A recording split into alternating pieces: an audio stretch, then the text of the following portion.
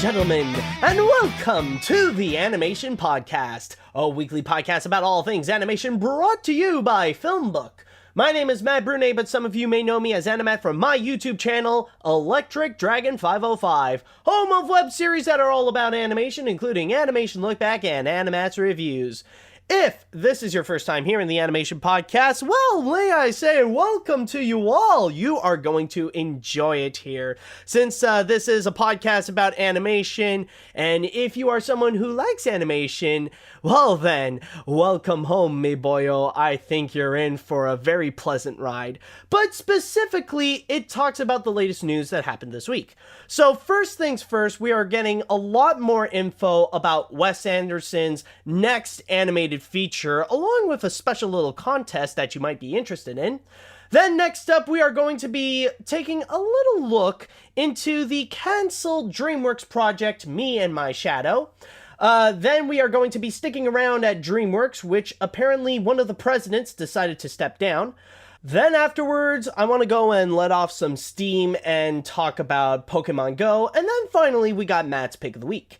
If you want to check out more episodes of the Animation Podcast, then head on down to FilmBook, that is film-book.com, by searching the Animation Podcast. You can also email us at podcast@filmbook.com with the Animation Podcast in the subject line.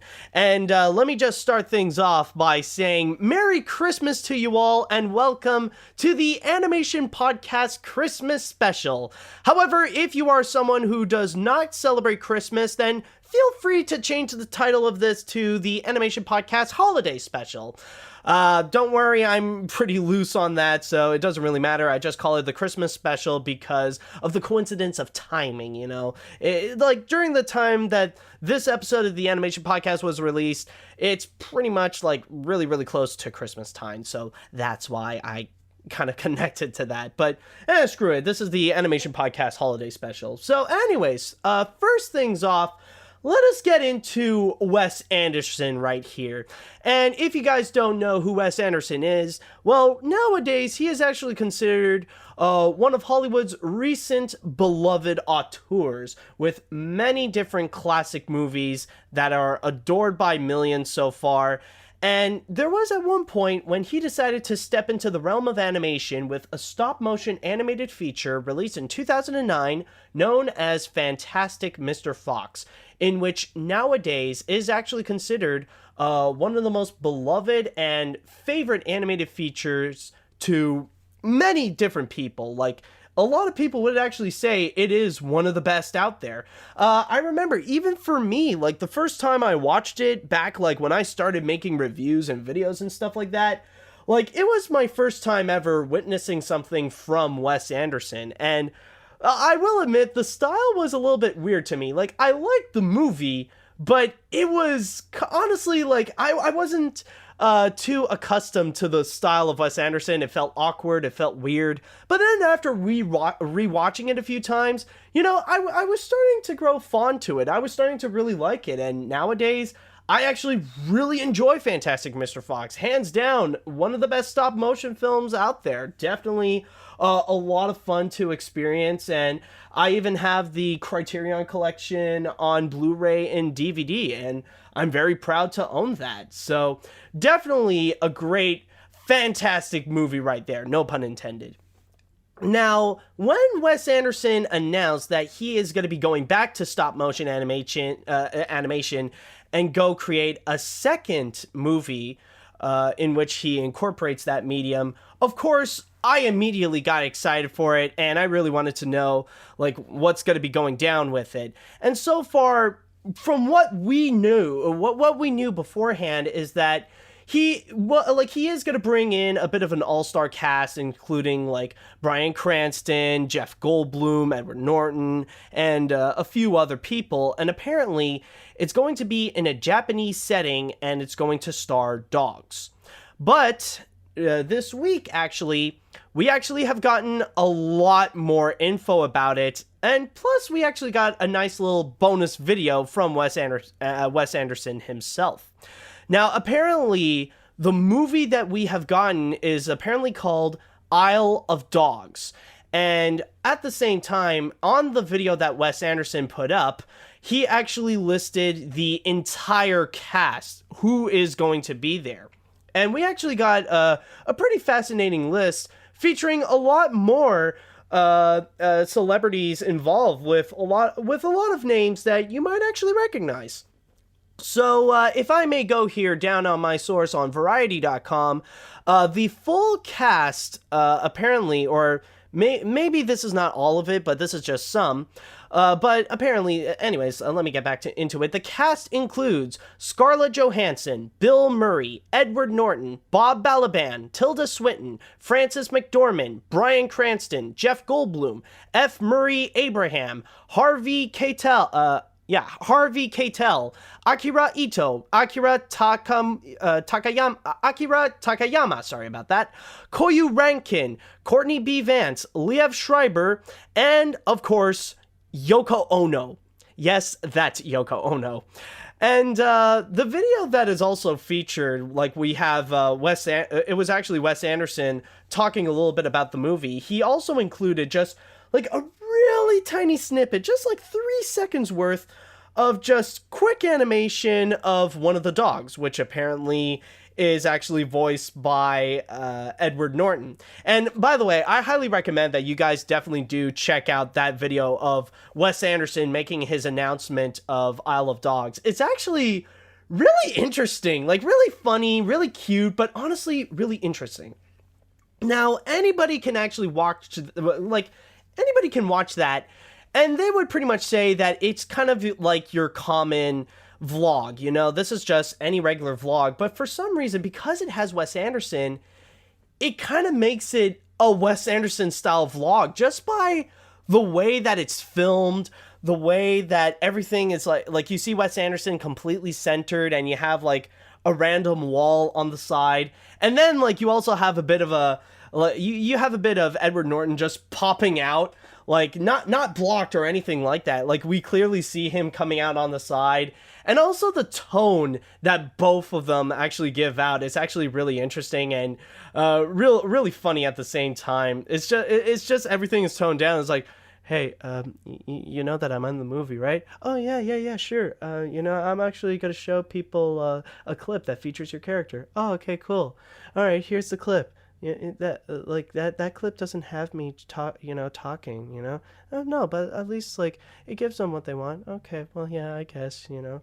It has that tone. Like you can definitely tell this is staged by Wes Anderson, and I guess that's kind of the main thing that does feel a bit interesting about that vlog. But again, I still highly recommend that you go check it out. However, this is not the only thing that Wes Anderson announced on this video. There is actually another element included that he mentioned. Now, apparently, Wes Anderson is also providing a raffle, and this is happening right now at crowdrise.com/Wes Anderson. If you go to that link over there, he actually has a little bit of a raffle in which you can win interesting prizes, but all donations actually go to the Film Foundation. Now, I actually am on crowdrise.com right now, so let me just read you a little bit about the cause and where this money is going to. Now, proceed for Wes's raffle will go to Film Foundation, a non-profit organization founded by Martin Scorsese, dedicated to protecting and preserving motion picture history. By working in partnership with archives and studios, the foundation has helped restore nearly 700 films, which are made accessible to the public through programming at festivals, museums, and educational institutions around the world.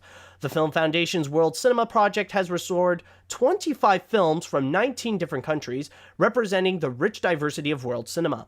The Foundation's free educational curriculum, The Story of Movies, teaches young people, over 10 million to date, about film language and history. Okay, so that's nice, that's cute. He's doing a bit of a raffle, and it's going for a good cause. But what is this raffle, you may speak of? Well, this is actually pretty interesting. Now, you have to donate $10 in order to enter this little contest. And there actually are some prizes as well.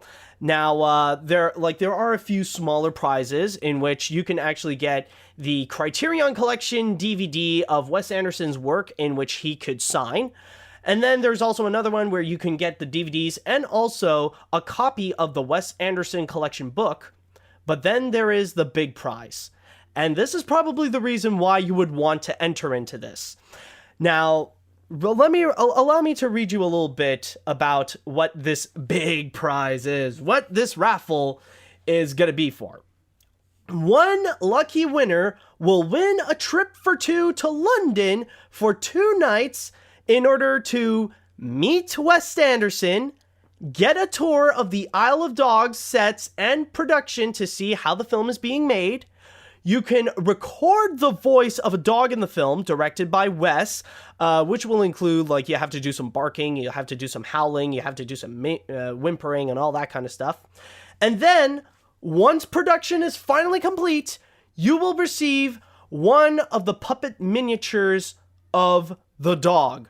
So pretty much you are gonna get the full-on Isle of Dogs experience to look how the behind-the-scenes work on it. You get to meet Wes Anderson, and you actually would lend a voice to one of the characters. So you can actually be involved with the cast, and like you can actually legit have your name next to Scarlett Johansson, Edward Norton, Bill Murray, Tilda Swinton, Bryan Cranston, Jeff Goldblum, and all those people.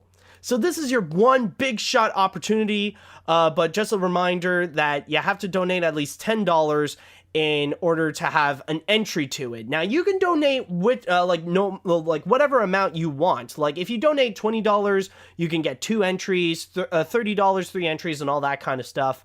But there are some small bonuses as well.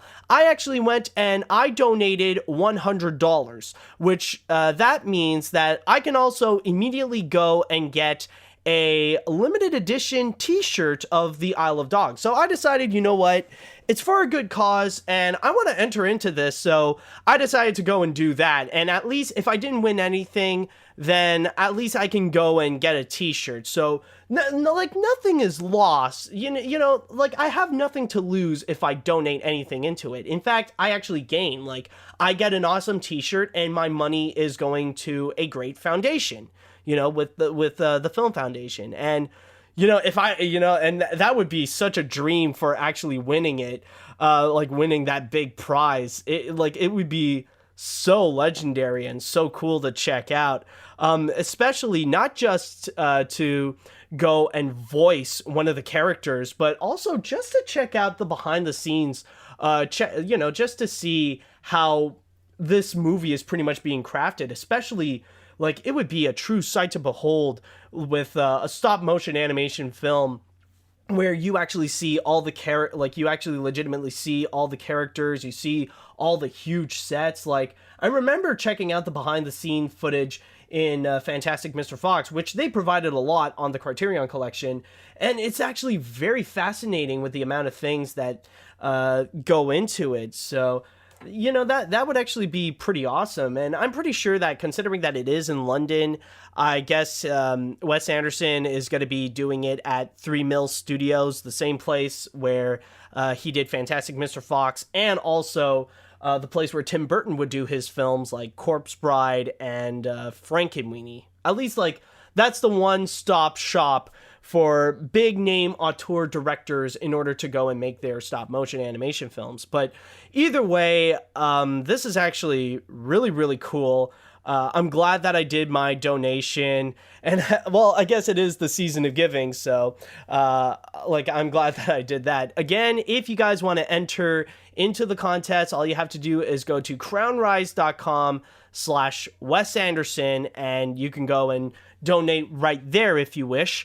But also at the same time, if you guys are actually curious regarding the release date for this, there is no immediate confirmation just yet, but I did hear some news that apparently 20th Century Fox is picking it up for distribution, And it could be highly possible we could be seeing a 2018 release date. So the most that I could say for now is that if you guys are really excited for Wes Anderson's comeback in animation with the Isle of Dogs, then all you have to do is just wait for 2018. Now, for our next story, we are going to be going into DreamWorks Animation and take a look into one of their canceled projects, in which a lot of people are a bit disappointed that this is never coming into fruition, because this was quite anticipated for the technology, or at least the technique, that they would do in this feature film. And I'm of course referring to Me and My Shadow. Now, in order to give you guys a little bit of context what this project could have been, this was actually a movie that could have been directed by Alejandro Carloni, the guy who would eventually go and be the co-director of Kung Fu Panda 3, and also Mark Dindal, the director of Cats Don't Dance and The Emperor's New Groove. And it would have been a story about how, like, you got this ordinary man, but he has this extraordinary shadow that's kind of like his own sentient being.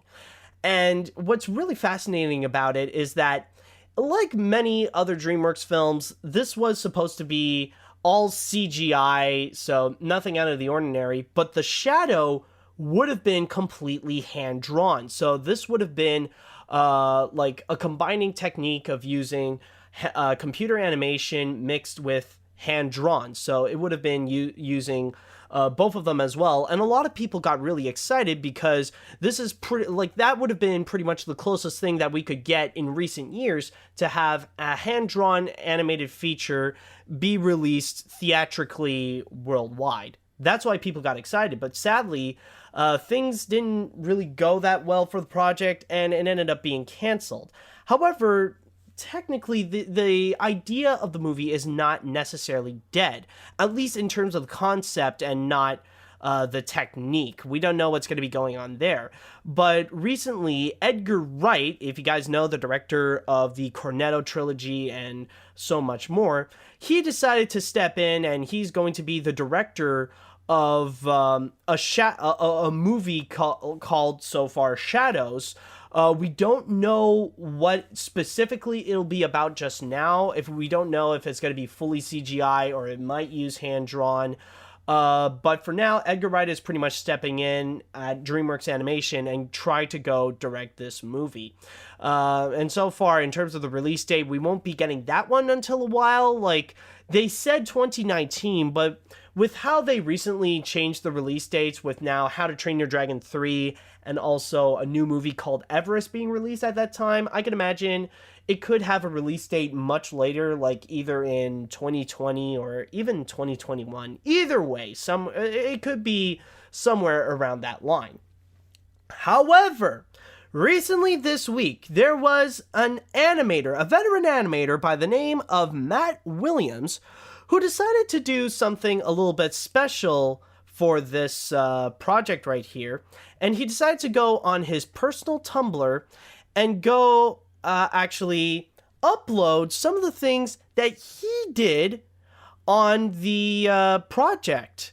So, like, if you go onto his I'm on the Tumblr of Matt Williams right now, and I don't know, I'm like, it's not going to be easy to try to find and stuff like that, but yeah, I'm trying to, I don't know, maybe, sorry about that, by the way, but eventually, if you scroll down just enough or something like that, eventually you could actually find some never before seen footage of wait, is it right here? Let me just double check. Yes, okay, yeah.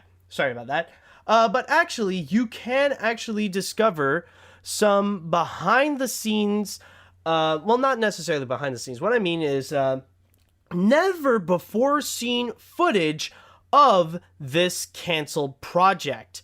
Now, unfortunately, there was at one point that it was on, like, Cartoon Brew actually tried to develop a little video in which they took all the stuff from Me and My Shadow and put them all into one big thing. But unfortunately, Comcast actually took it down, sadly. So the only place you could find it is going to be on Matt Williams' Tumblr. So going into my source here, speaking of which, or Cartoon Brew, he actually did write, Matt Williams actually commented saying, this was the most fun I've ever had on a feature film. Definitely the most talented animators I've ever worked with in my career. It was great, small crew. It was a great small crew where we were all given a certain level of freedom. I was going to be the lead on the villain of the film, but sadly it was canceled before I could start my first shot. The first shot in the clip is from an inked and paint version before lighting. The other shots in the clip from what Williams explained is a shadow cam view. It says here, the camera was adjacent to the floor to give the animators a flat surface to draw on top of.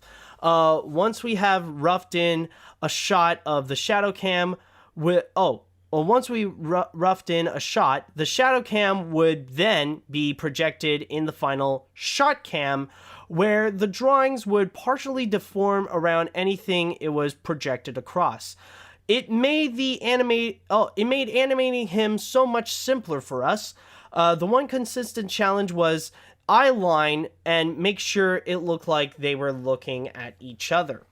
So that was probably pretty much the big challenge that they had to do, was just like the hand-drawn crew trying to work with the CGI crew in order for the shadow character to actually go and interact with the CGI main character. And honestly, I actually did get a moment, I remember before seeing these clips of the shadow character, and it was actually some great hand-drawn animation. It's a little bit too bad that this project never actually came into fruition, because it actually looks fantastic, at least in terms of the shadow character portion, or at least the hand-drawn portion of it. And it's actually really interesting with the style that they were trying to do. The best way to describe with what they wanted to do with the shadow character, it's very, at least in terms of the coloring or the style they were going, it's very monotone, where there are only two colors. You got what's going on in the background, and then you got the character itself, where it's all completely in one color, except there are a few elements that they have to cut out, like for the eyes or the mouth, or even the eyebrows, or even just the lining. Like if there's if there's lines inside the character, like to separate the fingers, like they would have that as well. But what is actually very interesting about it, looking at it nowadays, is that technically the best way that I can describe it is actually that we've actually got this style of animation recently, believe it or not. Like this little mixture of hand-drawn animation and computer animation. It's not as prominent as what me and my shadow would want to do, but I'm actually referring, of course, about Moana. Now, if you look back in Moana, there is actually some hand-drawn moments. And I'm referring, of course, about Mini Maui, the little Maui tattoo that's living on the body of Maui himself that would go and come to life. That's actually all done in hand-drawn animation. And it's actually incorporated beautifully, like the way that it's all onto Maui's body, where you actually do see a bit of the curves of Maui's body incorporated onto the character himself. Like that is definitely no easy task, but still, like you could tell it's definitely some really nice, really fun animation. But that one also has that hand-drawn style where it's very monotone colored, where you only have the black ink portion and the rest is just Maui's skin. Basically everything just coming to life inside of him. And even though like you can't immediately, like probably as you're listening to this, either like you could probably check it out on Blu-ray or DVD, or like you could just go and find some clips on YouTube. Just go and look for You're Welcome, because that's actually one moment where the hand-drawn portion of Mini Maui is very prominent, and you see some of the action that's going on right there. But what I'm trying to say is that, like, with what we got with Moana is probably the closest thing with what could have been with Me and My Shadow. Like, I applaud Me and My Shadow for trying at least to incorporate that style of animation and be the big selling point to it, and try to go and present some I think the best way to describe it is at least to present something sorry about that, guys. It's just it's a little bit difficult to put my words together. I think, like, I applaud it for at least trying to present this style of technique of mixing hand-drawn and computer animation and make it like the big selling point of this feature, trying to make the technique the big like what this whole thing is all about, on top of having a story with it. It probably could have been a great movie, but sadly, we might not end up seeing it into fruition. So for now, the most that we have would be just what we had with Moana. And who knows, maybe in the future we will see more animated films. Like, they could try a little bit trying to emulate hand-drawn animation and try to put it onto the CG animated films. At least it'll be the closest thing till we can fully get a hand-drawn animated feature that would be like all mainstream and released theatrically and stuff like that. I mean, technically, like, even DreamWorks themselves, like, they didn't fully give up on it, like, at least on that idea. The most that we actually got, like, if you can think about it, is actually with, like, I just realized it right now, is with the Kung Fu Panda films. Like, whenever we would look into some of the flashbacks, rather it be, like, when you think of the opening of Kung Fu Panda, like the first one, or like when we look into the flashbacks with Po, well, like with baby Po and his mother, like learning about how he ended up meeting Mr. Ping, or like even in Kung Fu Panda 3 when we learned about the story of Master Oogway and Kai. Like, those are some 2D animation moments that are incorporated onto this.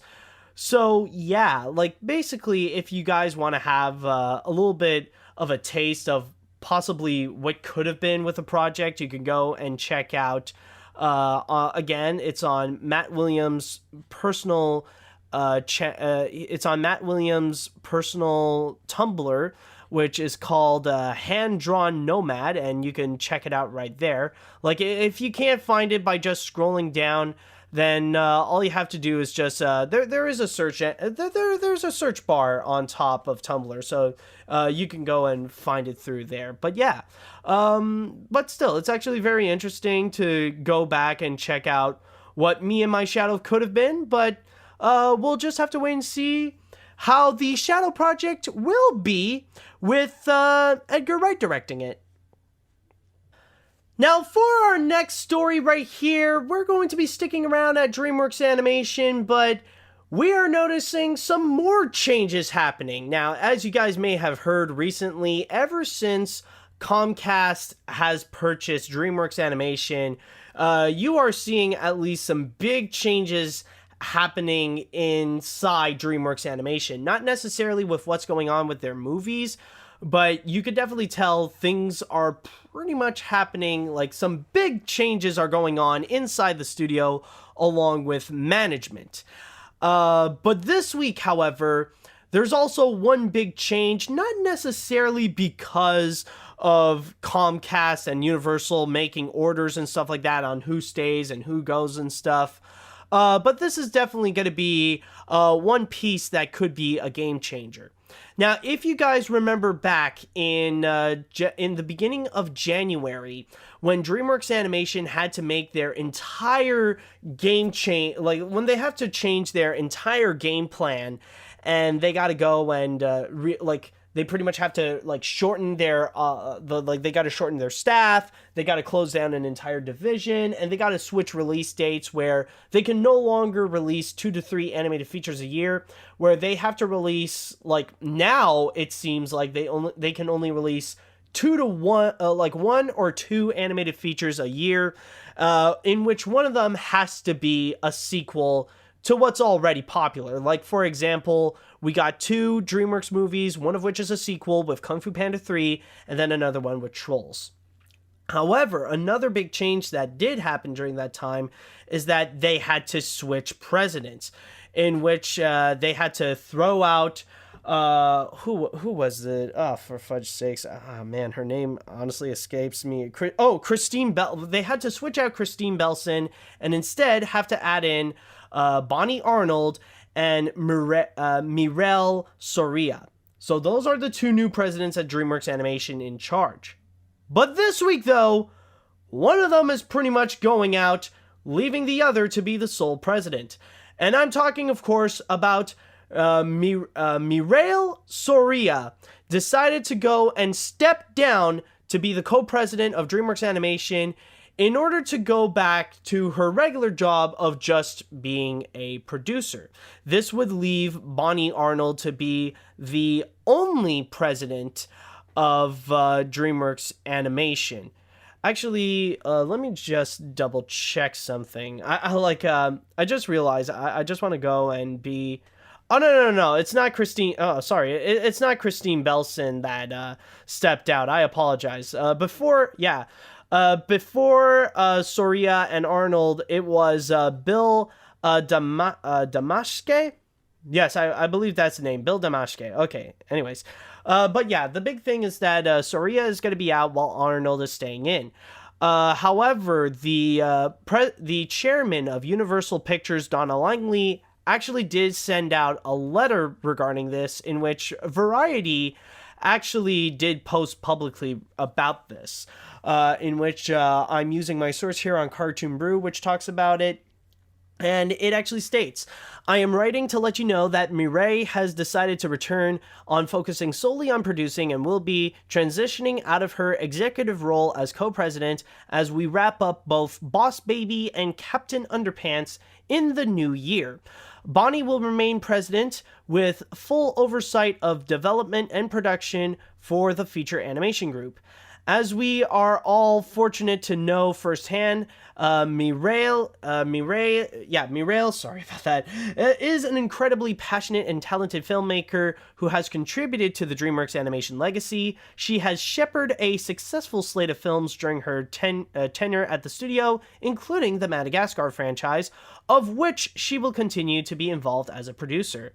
I want to personally thank both Mireille and Bonnie for their guidance and stewardship during this time of transition. As we close out 2016, we are energizing for a new year and looking forward to accomplishing great things together in 2017. From Donna. And the only thing that is mentioned right afterwards is that so far, the only thing that this means about DreamWorks Animation is that once 2017 comes in, and this is actually a true statement, is that when 2017 comes in, that's going to be the year where we are going to see the new DreamWorks Animation. This is no longer going to be the DreamWorks Animation like we knew in 2016, which is actually really true, because when you think about it, the biggest story of, one of the biggest stories of 2016, or at least in terms of animation, is how DreamWorks Animation suddenly got bought by Comcast and Universal, and now they are under their wing, in which massive changes happened in the, like I said before, where massive changes happened in terms of who would be in charge, including Jeffrey Katzenberg officially stepping down as his role as the CEO of the whole company, which is kind of sad. But you notice that there are some big changes happening, and hopefully they could be for the better. So with that said, they even mentioned on Cartoon Brew, they even posted some of their some of the things that they the articles that they talked more about DreamWorks Animation and their transition on the new version of DreamWorks that's going to be under Universal. Some of these include schedule switches in terms of movies, and some of them getting canceled, like The Croods. how unfortunately more employees ended up getting shut down, and rumors are spreading around that maybe their India division might be closing for operation. Who knows what's going to be happening?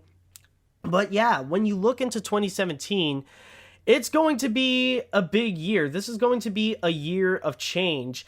And at this point, it's not going to be like the Donald Trump transition where any smart American knows for a fact that it's going to be a freaking disaster. But with this one, we don't know how this change might affect DreamWorks Animation. It could actually be for the better, and this could be what DreamWorks Animation has been looking for years, to get them back running as like the well-known animation studio we all recognize as a tough competitor for Disney and Pixar. Or this might really fall flat, and this might actually really screw over DreamWorks to the point that they can no longer be making movies, and Universal is just going to be keeping them just for the properties of the characters, just so they can do whatever they want with like Shrek, Kung Fu Panda, How to Train Your Dragon, just for like the theme parks and stuff like that, or just for the sake of making money out of the properties. So who knows at this point? So but honestly, this could be very interesting. But either way, I just want to mention, I wish Mireille Soria, by the way, I apologize if I mispronounce your name. I honestly wish Soria the best of luck going back into her producing career. And I also wish luck on Bonnie Arnold to be the sole president of DreamWorks Animation. So hopefully this can work out well for DreamWorks, and let's see how it goes from there. Okay, so for our next story, I'm going to be very honest here. We're going to take a little break from animation and talk about something in which a lot of people actually played out, something that they have tried, at least during this summer, stuff like that, or they wanted to follow the trend a little bit of what's going on. And I'm talking, of course, about Pokémon Go. Now, I'm sure if you guys are listening to this, then chances are you guys have played Pokémon Go. You know, like, the whole thing that's going on. It was pretty much one of the biggest apps of 2016. And just recently, though, Niantic, the company that made Pokemon Go, they're pretty much going out there to make so many brand new updates. These would actually include a new tracking system where if a Pokemon is nearby a Pokestop, then you can go and follow it from there with an accurate tracking system. Final friggin' Then afterwards, they added a little bit more of some brand new second generation Pokemon, including Togepi, Pichu, Elekid, and Magby. It's just not all the second generation Johto Pokemon, but just some. And then afterwards, they recently announced that they're opening up the app onto Apple Watch, so you can go and play it on your wrist. And then finally, just as I'm recording this, they actually announced that for a limited time, and that's actually another thing that they're doing now, is limited time special events where apparently the starter Pokemon like Bulbasaur, Charmander, Squirtle, and I think Pikachu would be involved as well. I don't know. I actually got him as my starter Pokemon. They're going to be they're going to be appearing more frequently. So they're pretty much doing all these fantastic updates, and they're they're really growing this app to be a lot bigger, and they're applying the changes that people have been demanded so much during the summer onto this. So at least they're doing some good. But honestly, this is legitimately pissing me off. I kid you not. I just want to take this moment to actually rant a little bit about with what Pokemon Go is doing. Now, I am glad that they are doing these changes, that they are applying these upgrades, like a better tracking system, more Pokemon appearing, which, by the way, not only the Johto Pokemon, but they also included Ditto onto this. They added, they're doing special events. They're doing all kinds of stuff. That's definitely great. I'm glad that they're doing it. They're definitely making Pokemon Go so much better than it was when it was released during the summer. But the reason why I'm pissed off about it is that they're doing it at the worst freaking time possible when winter is just around the corner. Now, the reason why I'm mad is that, keep in mind, I am from Canada, and so far, what's going on outside is that we got a whole bunch of snow. Like so far, I've probably shoveled outside, I'm thinking like maybe 5 times so far, and we're not going to be we are not going to see grass until like probably April. Just to let you know, like we're going to get a good amount of months of nothing but snow. We're going to see white. We're not really going to see much of green until a long time. So just to give you guys a little bit of a heads up on that. And the thing is that with my phone, or at least with any smartphone that uses a lithium battery, they cannot work outside when it's godforsaken cold. Like for some reason, I don't know if like iPhone is doing this on purpose, or this happens with every phone or stuff like that. When you go outside, your batteries drain so much faster. And it can happen that when your batteries can end up being like 20% or 30% or something like that, and then suddenly it's dead. Like immediately it just cuts down, and you can't access your phone. It's dead. It acts like it's at 0% and stuff like that. And plus the fact, like the thing is, when you think of Pokemon Go, it is an app that it's meant to be used to go outside. Like that's one of the biggest purpose with Pokemon Go, is that it encourages people to go outside, walk around, see the world, and just play Pokemon at the same time. But you cannot do that when you go outside, especially the fact that Pokemon Go in itself is already a giant battery drainer.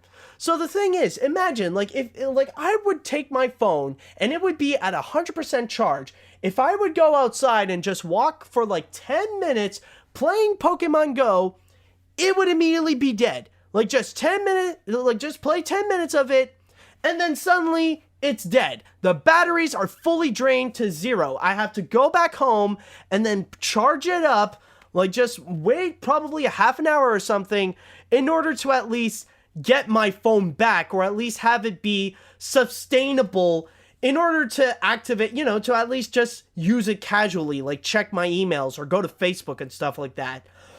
So with that said, I just find it really ridiculous that only now that they have to save up the good amount of updates onto Pokemon Go. They gotta save that until now, when it's too cold, when it's when it's unplayable, when you cannot play Pokemon Go outside unless somehow you actually do obtain a Pokemon Go Plus, which at this rate, it's as if you want to get Pokemon Go Plus, it's pretty much as rare as a godforsaken golden ticket. It's near impossible to get it. Oh my god, it's honestly really ridiculous. And if I could look into, the thing is that sure, I know that I'm speaking as a Canadian that I'm unable to play it, and I'm sure some people are, if you're someone who lives in SoCal, in Southern California, or in Florida or something, I'm sure you can play Pokemon Go just fine. You'll have no problem whatsoever. You can still walk around outside. You can go and gather some Pokestops and go catch Pokemon and stuff like that. And the only difference is that you'll probably need to wear a hoodie, and that's it. That's the only big difference. But still, I just find it so ridiculous that they have to save all these updates for now. They couldn't just wait until during the springtime when when Niantic could actually have the opportunity to make Pokemon Go popular again, to regrow that track so that everybody can go and play Pokemon Go. And especially, another ridiculous aspect of it is that, they're doing all these updates, and yet people are already dropping like flies for Pokemon Go, because now they're moving on to Pokemon Sun and Moon. Now they're going to go onto that portion of it, play some the actual Pokemon game.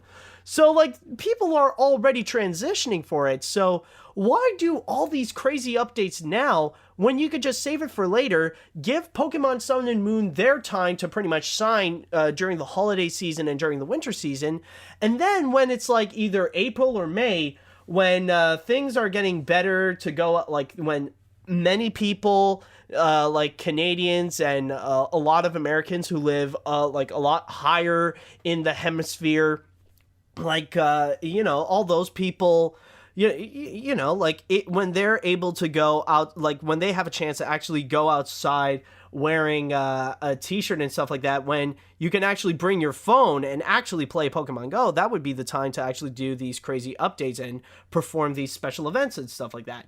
That would be fantastic. But for now, like I'm just here like a sitting duck, and I have to continuously keep charging my phone, like unable to freaking play Pokemon Go, because that would be like draining my freaking batteries. Like for every like a minute just passed and already I lost 10% of my battery life. It's ridiculous. I'm telling you. I just don't understand this. But seriously, like Niantic, if you have any more crazy updates or crazy events you want to do, just save it for the freaking springtime, okay? I'm speaking to this as someone who lives in cold temperatures during the winter. So at least save it for freaking later. And so finally, we now have Matt's Pick of the Week. Oh boy, I'm sure many of you guys have been waiting for this moment. You guys are pretty much waiting for me to have my take on this, to have my say on something that has recently happened. Oh boy. And trust me, for this podcast, on this episode, I decided to save that for last. Because my God, we are going to be going back to right now what is the most hated animated feature that has yet to be released. And I'm telling you, it's like I said before, every time there is a bit of news or something regarding about it has been announced or we're given more info, it's pretty much bombarded with such hatred. It is a movie in which the idea is just so freaking stupid. It's unbearable to even understand why they would even like go forward with this. It's honestly ridiculous. And what happened right now is that it's not doing us any favors or any reassurance that this would be good whatsoever, especially now that the reactions are growing stronger and stronger and stronger, and we are confirming more and more and more that this is going to be hands down one of the worst animated features to be released. Like, this is going to be the 2017's norm of the North. And yes, ladies and gentlemen, I am referring to you about the Emoji Movie. Yes, the Emoji Movie has finally returned to reveal its ugly head once again, this time not in the form of a picture, but in the form of a teaser trailer. So now we are actually seeing some characters moving and stuff like that. So we are going to see a bit of what the tone could possibly be. So hopefully Sony would actually be smart enough to go and present this highly energetic tone or something that would seem like really encouraging to show like maybe the Emoji Movie would be worth it. Maybe they'll present something that could be really extravagant, that it can leave us wanting more, you know? Maybe they could go and do that. Nope! No, they did not! Holy crap, after watching this teaser trailer, it left me so freaking confused about what I've just witnessed. Because literally, it's legit the laziest, uncreative trailer I've ever witnessed for an animated film. Like, literally, here's the scenario that we got. Like, allow me to describe you what the fridge I just watched with this Emoji Movie trailer. Okay, so it pretty much starts out, like, you got a hand on the phone, and then, like, we're going into the phone, and we see the meh emoji. It's just that. It's just the meh emoji in a white background.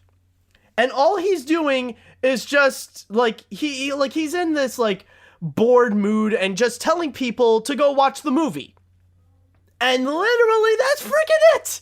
You got the meh emoji just standing there going, "Hi everyone, come and check out the Emoji Movie, bring your family." And that's it.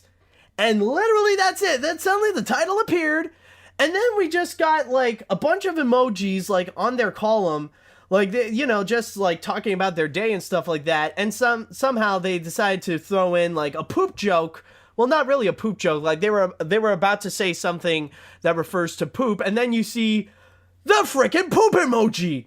You see the poop emoji on the side making a joke, like literally just making a poop joke. That's literally it. That's it. It's like I was like I said before, I was just sitting there freaking confused about what I just watched. It's like, that's it? That's your trailer? That's all that's all you're doing? You're just gonna have like a bored looking emoji trying to sell its audience about the Emoji Movie.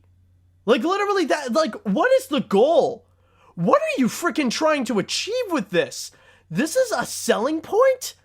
This is legit a selling point? Like this bored looking crappy drawing of an emoji just telling you to come watch this movie.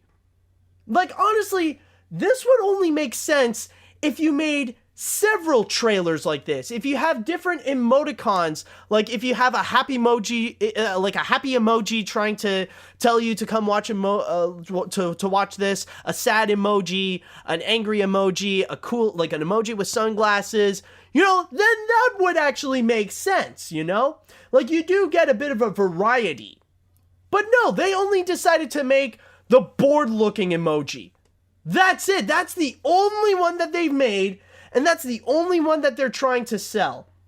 Now, I've heard arguments that apparently, like, some people are trying to craft this theory that apparently Sony is doing this because, like, they're actually aware about the reception, and they want to make a comedy out of it, that they're kind of like self-aware that not like nobody is excited about it, and they want to try to emulate that. But no, I mean, like, for God's sakes. Like, even if they do that on purpose, it's still stupid of Sony for doing that. I mean, for God's sakes. I mean, for God's, like, honestly, do you think this is really selling me? It's like, oh, look, the movie is self-aware that it's going to be a piece of crap, so maybe I'm going to go and check it out too. Like, what is it trying to say? Like, seriously, what is this trailer trying to tell me? That this is going to be a dull piece of crap? Like, that's what it is. It's, like, it starts out, it's dull, and then you see a piece of crap. Thus, this is going to be a dull piece of crap. Hey, at least, maybe this could be a step up. Like, it's just going to be boring. It's not going to be freaking infuriating, Like, maybe that could be the step up, The best case scenario is going to be freaking boring, and you might not end up, I might go see this, and I might not feel like I did with the Cloudy with a Chance of Meatballs films, where I end up feeling like a freaking idiot when watching it, like looking at such poorly animated garbage, doing such stupid things, and writers being absolute freaking idiots thinking that they're doing something called comedy. Maybe I won't feel that way, and I'll just feel bored. So maybe this is not going to be the next Norm of the North. This could be the next Wildlife. Yeah, that's freaking reassuring, Sony. That is freaking reassuring. And by the way, I do want to mention, however, even though I mentioned that there is no variations of this trailer where you got the meh emoji and then a happy emoji and then the sad emoji and all that kind of stuff, they didn't do that. But there are two different types of trailers. One is actually the regular trailer, and then you actually got another one which is actually filmed vertically. It's all done in the vertical panel. And what I mean by that is that, like, it's meant to be viewed on the phone where, like, you can watch it vertically. And honestly, that's just freaking stupid. Okay, I get it. Like, it's a trailer that's meant for your freaking phone. But no, these kinds of... No, you don't do that. You don't freaking do that. You don't do the vertical thing, man. You don't do... Like, that's just honestly stupid. Like, even people who, like, whenever they would watch a movie or, like, they would watch a YouTube video that's shot vertically, like, they would flip their crap. Nobody likes that. Nobody likes the vertical shot, okay? Just keep it horizontal, all right? You don't know trends, Sony. You just don't know frickin' trends. Seriously. You're like, it's enough that you're freaking making an emoji movie, but trying to do this vertical thing? Like what, are you gonna shoot, is there gonna be a version of the movie that you can watch on your phone that's completely vertical? No! That's dumb, like, oh my god. That is so stupid. That isn't, you're freaking idiots, I swear to freaking god. But, on top of that, the one interesting thing to note that I want to add, however, is actually the reactions. I've already stated that apparently the reception for this movie is growing stronger and stronger in terms of its negativity, and people are hating it more and more and more and more. And what's pretty much going on is that when you look onto YouTube, I actually have several links from different YouTube channels that uploaded, like movie clips. I got Kino Check right here. I also got IGN and all that kind of stuff. It is really negative, I'm telling you. The downvotes are going down like crazy, and the reception that's going on so far, it's pretty much the equivalent of what pretty much happened with the 2016 Ghostbusters reboot. And what I mean by that, it's not necessarily like in terms of quantity, where you got like 1 million people pressing the dislike button like wildfire and stuff like that, but I mean more in terms of the ratio, that the grand majority, probably more than 9 out of 10 people, would press the dislike button. It's ridiculous. I mean, like, every single one that I go to, it's crazy negative. And you know, the most insane thing is actually, I'm on the official Sony Pictures Animation page, and it's actually, and believe it or not, it's actually highly negative there as well. Like even on, like, no joke, like on the official YouTube channel of Sony Pictures Animation, like, even there, it is highly negative. And apparently, honestly, I think they closed down the comments in here. I don't know, like, I'm scrolling down the comments, it looks like it's saying that it has some comments in here, but I'm not seeing any of them pop out. I think legitimately Sony Animation did close down the comments. Oh, but if you think that's bad, if you honestly think that is bad, take a look at what they did in the official YouTube channel of Sony Pictures Entertainment. Now, in here, oh my god, it is really bad. Not only did Sony disable the like and dislike bar, they also closed down the comment section. And I think, I'm not 100% sure, but I think they made the trailer US only on their YouTube channel. Now, I don't know if there are other places like the UK or any other country that is capable of watching the trailer, but so far from what no joke, from what I'm seeing, it actually says the uploader has not made this video available in your country. So no joke, this is, okay, like, admittedly, like, this is almost going into the territory of Donald Trump in terms of not taking criticism.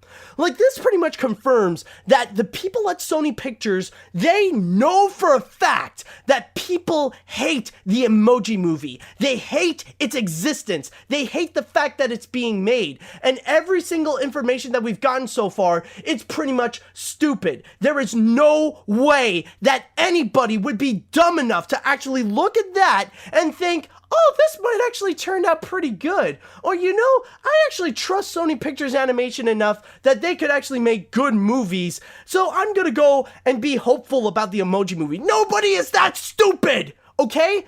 Nobody is that brain-damagingly dumb to think that there was actually a chance that the Emoji Movie would be good. Like, I know that there are some people out there who think, oh, imagine if the Emoji Movie would actually turn out to be fantastic. No, there's no frickin' way. It is hopeless. This piece of garbage, it is frickin' hopeless. And honestly, just watching the trailer, I cannot feel, like, honestly, I cannot help but feel so sorry for all those animators working on this. That, honestly, I apologize that I completely forgot who said this, but I remember I saw on Twitter that somebody actually commented, and they described it best, that imagine somebody who had to work so many years in university to study animation, only to end up being picked up at Sony Pictures Animation in order to work on, in order to animate the poop emoji, which his name is Poop Daddy, by the way. So yeah, imagine if that happened. I cannot help but feel sorry. Like, seriously, it must be awful at Sony Pictures Animation just for those people working on the Emoji Movie. Now, Sony Pictures Animation already has this infamous reputation of having such low morale. Like there are barely any people who are happy when working at Sony Animation. Like, I really want to know, like, honestly, I would love to get some information from people who do work at Sony Pictures Animation. Like, you can be anonymous about it. Like, actually, I encourage it. Like, for anybody who works at Sony Pictures for anybody who works at Sony Pictures Animation or who is working on the Emoji Movie, you can you can make yourself anonymous. That is completely fine. But you could send me an email at podcast@filmbook.com with the animation podcast in the subject line and tell me, what is it like so far working on the Emoji Movie?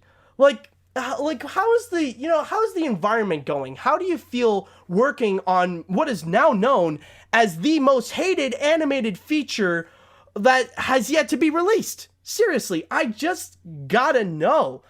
Oh my god, it's just really ridiculous. And honestly, is there anything I would like to add about it? I honestly don't know, but it's just so stupid. It's just, my god.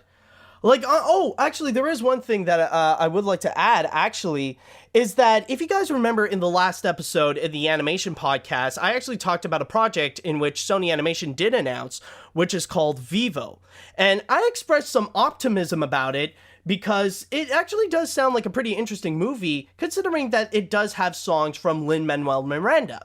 And he has already proven that he did a great job with incorporating music and animation with Moana. So I'm actually pretty excited for that. But the big thing is that, holy crap, it's going to be released at the end of 2020. And I expressed some worrisome about it because I'm not even sure if Sony Pictures Animation is even gonna freaking last that long. Because they still gotta go through this. There's still that chance that they are going to be failing massively with every single project that they have in 2017. Maybe not all, but at least a good amount that's going to make Sony Pictures Animation lose a lot of money, and then they could end up ultimately shutting down. Because Sony Pictures would realize there's no point in keeping Sony Pictures Animation. It is an absolute hopeless brand that nobody would buy. The Sony Pictures Animation name would not sell, period. And that's it. Seriously. And plus the fact that when you do think about it nowadays, like, the Sony Pictures Animation name is entirely tarnished. Like, nobody likes Sony Animation anymore because of the Emoji Movie. Because there are still those people that are bringing up the fact that they have to make so many sacrifices in order to make the Emoji Movie. Now, if you don't know what I'm referring to, I'm sure that you are seeing these comments happening over and over again, that Sony Pictures Animation has legitimately canceled Genndy Tartakovsky's Popeye and Lauren Faust's Medusa in order to bring you the Emoji Movie. Now, I'm sure that there are many reasons why those projects ended up being shut down and why those directors ended up, just getting out, they had to go and part their ways with Sony. Now, I understand there could be many different factors, but I'm sure one big one is to make this a priority. That they want that, screw these anticipated projects that people are excited for from well-respected figures in the animation industry. Screw all that. We can throw that out away in order to make room for the Emoji Movie. Sony, this is why you're gonna freaking shut down, man. This is freaking why, I swear to God. This is why you are known as the laughingstock of the animation industry. You big freaking piece of crap. My God, no pun intended. Oh my God, I swear to God.